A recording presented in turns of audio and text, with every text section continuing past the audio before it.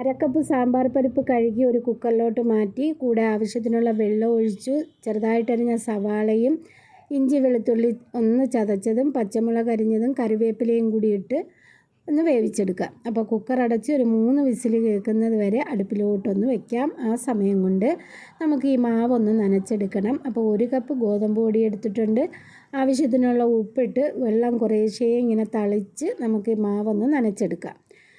അപ്പം ഞാനിന്നൊരു ഭംഗിക്ക് വേണ്ടിയിട്ട് ഇഡ്ഡലി പാത്രത്തിൽ വെച്ചിട്ടാണ് പുട്ടുണ്ടാക്കി എടുക്കുന്നത്. അപ്പം ദാ ഇഡ്ഡലി തട്ടിൽ തേങ്ങയൊക്കെ ഇട്ടതിന് ശേഷം മാവ് ദാ ഇങ്ങനെ ആ കുഴിയിലോട്ട് മാത്രം ഇട്ട് കൊടുക്കുന്നുണ്ട്.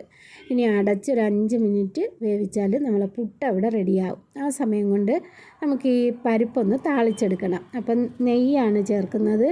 നെയ്യിൽ വേണം ഈ പരിപ്പ് താളിച്ചെടുക്കാനായിട്ട്. അപ്പം ഗ്യാസിൻ്റെ പ്രശ്നം ഉണ്ടാവില്ല.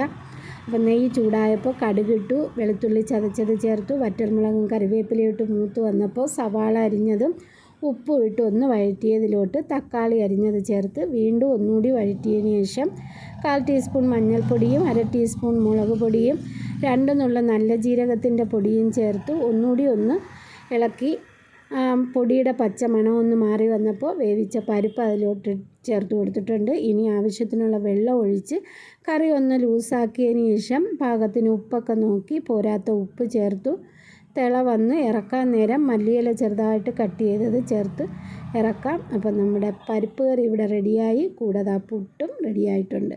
അപ്പോൾ എൻ്റെ വീഡിയോ കണ്ട് ഇഷ്ടപ്പെട്ടാൽ ലൈക്ക് ചെയ്യാനും ഷെയർ ചെയ്യാനും സബ്സ്ക്രൈബ് ചെയ്യാതെ കാണുന്നവരൊന്ന് സബ്സ്ക്രൈബ് ചെയ്ത് സപ്പോർട്ട് ചെയ്യാനും മറക്കല്ലേ.